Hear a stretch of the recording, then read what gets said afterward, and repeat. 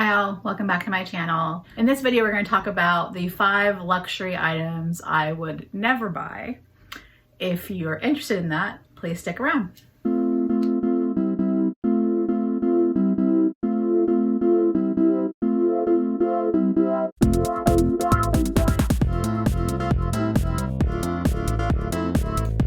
So welcome back. If you're new here, please consider subscribing. I have all sorts of different content that ranges from family update vlogs, handbag reviews, skincare updates, have fragrance reviews, just ramblings, all sorts of things, but just about anything that has to do with taking a break from the everyday, mundane 9 to 5 and dealing with what we do every day in life, but treating ourselves something nice every so often. So on to what we're here for. I have my little notepad. The 5 luxury items I would never buy. This has been going around for, I think, years. It's revived itself on YouTube recently, but I've seen videos as far back as 2-3 years ago on this. So I've been wanting to do one for quite some time. And I'll do the disclaimer as everybody does. These are my opinions. I don't want to offend anybody. These are my thoughts, my journey, where I am in my life. So my opinion is, as a I'm 45 right now, you know, midlife, where I am in my life, what my thoughts are and what I would do. Now, if you are in a different life age, if you're a different income bracket, what have you, you may have a different thought process. I am not wealthy by any means. We're comfortable and I'm able to use my disposable income in the way I see fit. And in my instance, I'm going to spend it as wisely as possible, but I'm going to buy what I want to buy. So take it with a grain of salt, what you hear here is basically what I'm trying to say. So number 5 on this list is luxury designer clothing. And by that, I mean high-end designers such as, you know, Louis Vuitton, Chanel, and so on and so on. And this is pretty obvious. There's a reason why.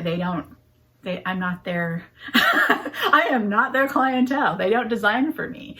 And I guess that's the easy way out. I still buy, I have bandeaus, I have scarves, I have accessories that would be, I guess, considered clothing in a sense, that I could wear, but they don't design for me. So I will never purchase items. And there's a lot of even footwear I don't purchase from these brands as well.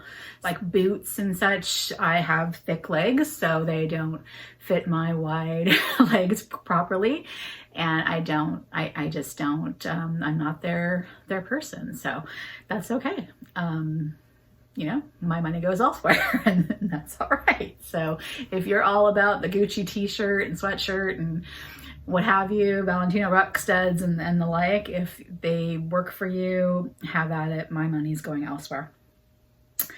So number 4, fine jewelry by designers.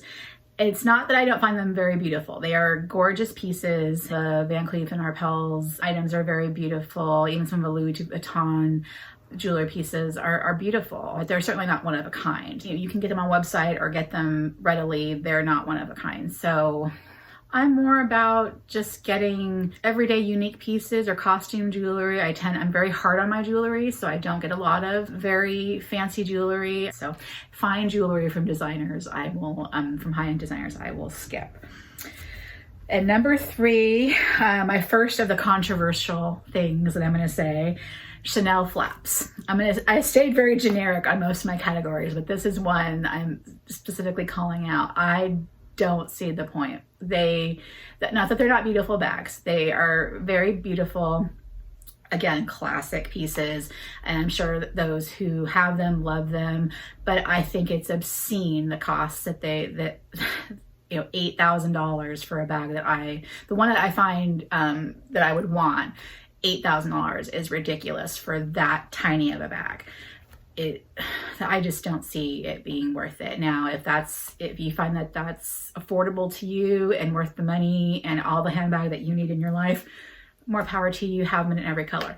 That is not anything I would spend my money on. If somebody wanted to give me one, I'm not even sure I would carry it, quite honestly. They don't seem very practical, again, for my body shape, the chain, that particular style of bag. I'd want it to be crossbody. I don't think it would work for me. I haven't ever carried one or touched one, and the fact that there's not, I don't think, a Chanel boutique anywhere near me, so I don't have anywhere to see one in person. But I'm not even drawn to it. There was a time where I got caught up in the hype and thought, oh yeah, I'd probably really want one of those if I could. And as I continue to get into this world, I'm finding myself less and less intrigued by them and looking more at the YSLs. There's even that high street Rebecca Minkoff replica type of designer, that same style, similar chain, all that, all those components that give you the look for not obviously the price and brand recognition. Because of my use, and again, like I said, I have this giant bag. These are the kind of bags that I carry. I carry giant bags, and I don't see that bag working for me. I will say from Chanel, I do like the Deville, and I like the leather version Deville.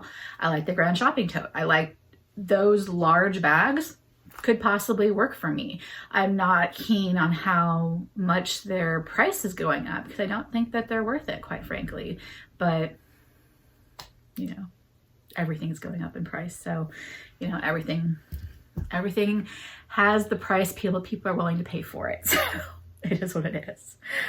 So number 2 on my list, mini bags, nano bags. Again, it'd be like a little tiny. Like wearing a brooch on me. I don't understand the point.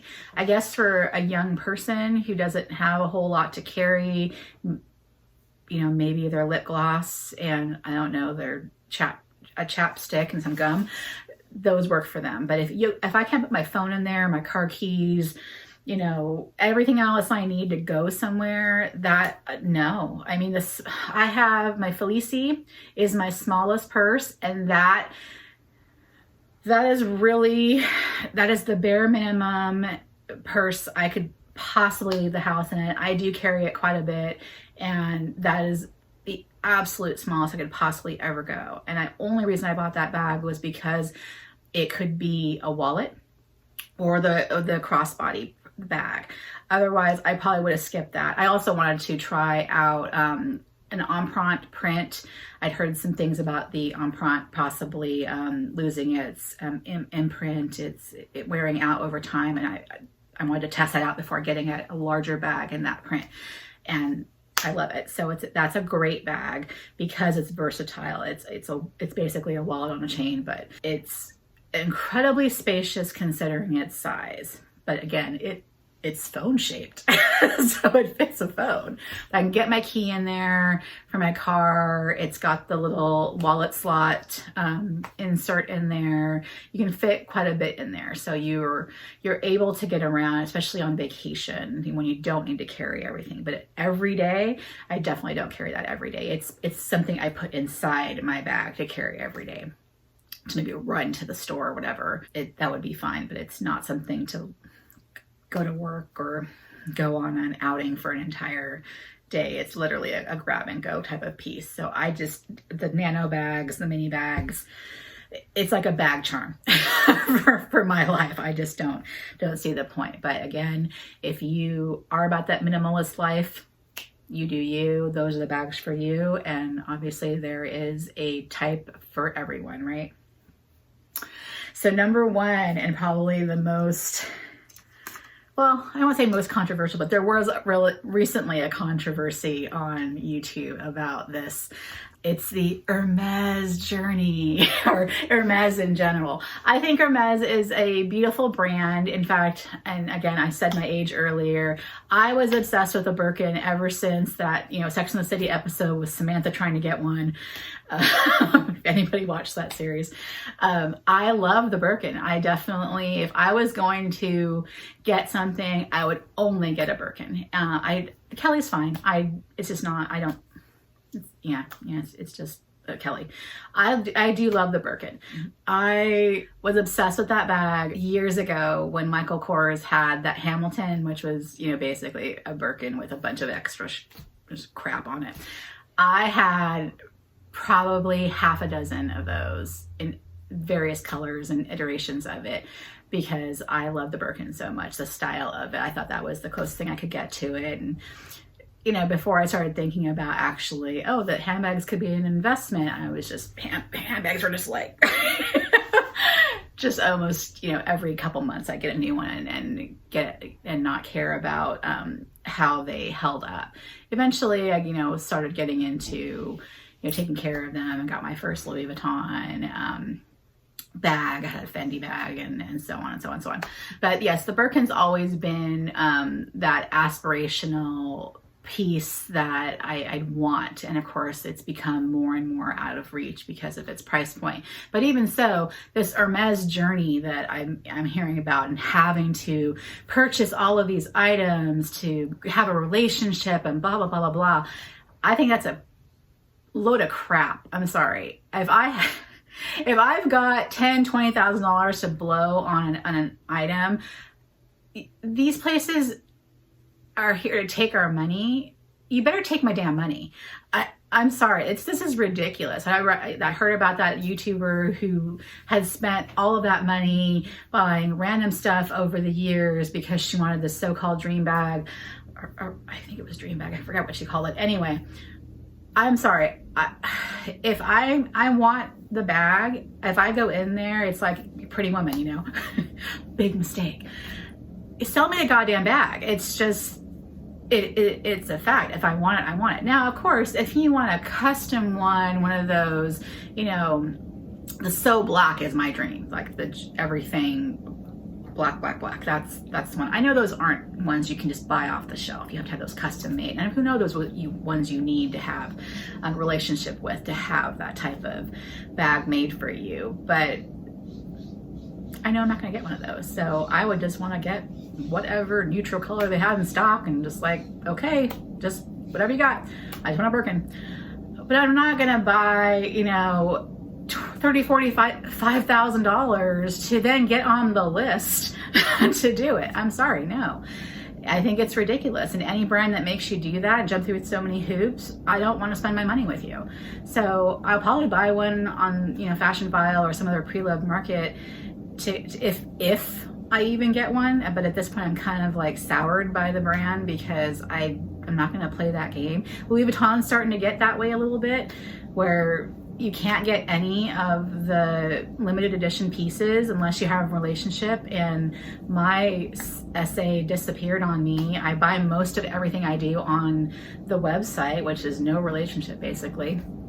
And I think that is a really crappy way to do business. If you don't live, within a few hours of the boutique, I spend a lot of money online. I should have just as much credibility to purchase something as someone who's texting their person left and right. I don't like to bug people like that. So if you have that relationship, that's great for you. I'm glad for you. For me, I'm the kind of person that just like, okay, I would like this now. Is it available? And if it's not, I'm gonna quickly probably sour it and move along. There's my rant. So none of this, it's all material stuff. None of it really matters in the grand scheme of things. You'll buy what you want. If you love it, you love it. If you hate it, you hate it. Move on. But there's things that I won't ever buy. And again, these 5 things are pretty much it. So I'm sure Hermes is not crying that I'm not going to spend money with them. And that's okay. They don't care. I don't care. Louis Vuitton isn't either. None of them are crying over it. So I could make a million videos, and so could everybody else, about how they're going to boycott, not buy, or what have you. Unless everybody on the planet stops spending money with them, they're not going to care. But anyway, this is why I'm not going to spend money with them. I don't think it's the best business decision for them in the long run, but you know, supply, demand, exclusivity, all that stuff, that makes sense. So yeah, those are the 5 items I will not buy, at least in my 40s. No, this is how I feel about luxury items, and I don't see myself changing my mind. I think that you will buy whatever is affordable for you. If you're on the same type of mindset, have a comment down below, like, subscribe, let me know what you're thinking about this, and we'll see you later.